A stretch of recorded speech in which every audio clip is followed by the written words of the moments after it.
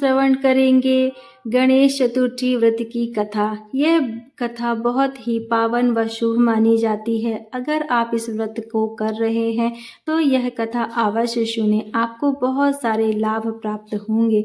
तो आइए सुनते हैं। गणेश चतुर्थी व्रत कथा में माता पार्वती द्वारा शिव जी को पाने के लिए तपस्या और गणेश जी द्वारा कष्टनाशक व्रत बताए जाने का वर्णन है। इस दिन गणेश जी की पूजा दूर्वा मोदक अर्पित कर चंद्रमा को अर्घ्य दिया जाता है। पौराणिक कथा के अनुसार यह व्रत गणेश जी पर आए संकट को टालने के लिए किया गया था। संकष्टी गणेश चतुर्थी व्रत कथा। प्राचीन काल में माता पार्वती ने भगवान शिव को पति के रूप में पाने के लिए कठोर तपस्या की, लेकिन जब वे प्रसन्न नहीं हुए तो उन्होंने गणेश जी का स्मरण किया। तब गणेश जी ने उन्हें समस्त कष्टों को दूर करने वाले इस व्रत के बारे में बताया। कुम्हार और बालक की कहानी। राजा हरिश्चंद्र के राज में एक कुम्हार के कच्चे बर्तन आवा में नहीं पकते थे। एक दिन पुजारी की सलाह पर उसने एक बालक को मिट्टी के साथ आवा में डाल दिया। उस दिन संकष्टी चतुर्थी थी और बच्चे की माँ ने गणेश जी से प्रार्थना की। अगले दिन कुम्हार ने देखा कि बर्तन पके हुए थे और बालक भी जीवित था।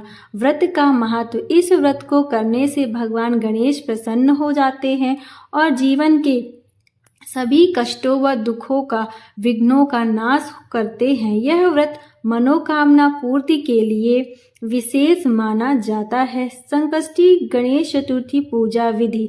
सुबह जल्दी उठकर स्नान करें, साफ वस्त्र पहने और व्रत का संकल्प लें।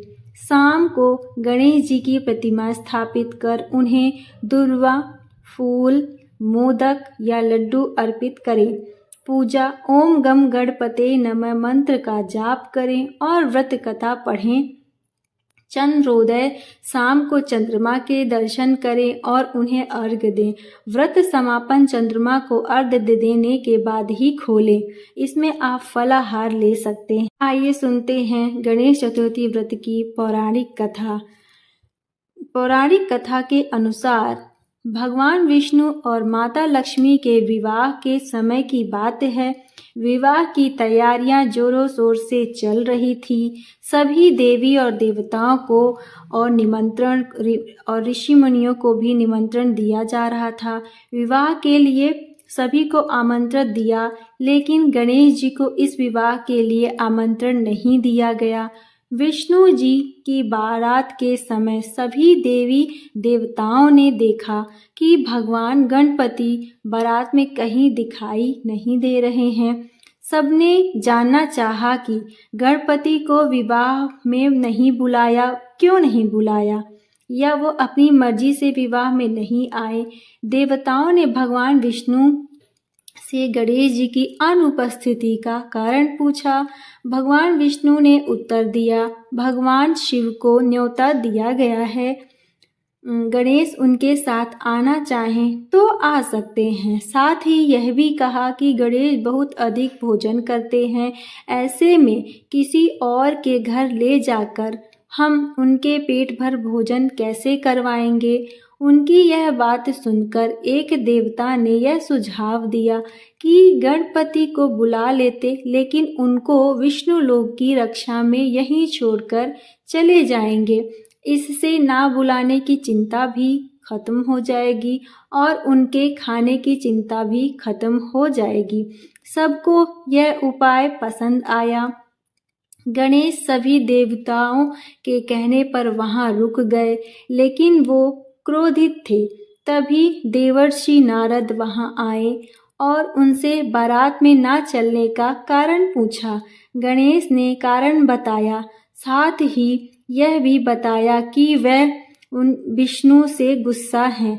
देवर्षि ने गणेश जी को कहा कि बारात में आगे अपने चूहों की सेना को भेजकर रास्ता खुदवा दो, तब उस सबको आपकी अहमियत समझ आएगी। चूहों की सेना ने गणपति की आज्ञा पाकर आगे से जमीन खोखली कर दी। भगवान विष्णु का रथ वहीं जमीन पर धंस गया। लाख कोशिश करने पर भी कोई भी देवता उस रथ को गड्ढे से ना निकाल सके। देवर्षि नारद ने देवताओं से कहा कि विघ्नहर्ता गणेश को क्रोधित करने के कारण ऐसा हुआ है, इसलिए अब उन्हें मनाना चाहिए। सभी देवता गणेश के पास पहुँचे और उनका पूजन किया। इसके बाद रथ गड्ढे से निकला, लेकिन उसके पहिए टूट गए थे। फिर से देवता सोच में पड़ गए कि अब क्या समस्या है। पास के खेत से खाती को बुलाया गया। खाती ने गणेश जी की वंदना कर पहिया को निकाल दिया, जिसके बाद सभी देवताओं को विघ्नहर्ता गणेश को सर्वप्रथम पूजन का महत्व समझ में आया। उसके बाद विवाह विघ्नों के बिना संपूर्ण हुआ। पुराणों के अनुसार एक बार सभी देवता संकट से घिर गए और परेशान होकर भगवान शिव के पास पहुँचे।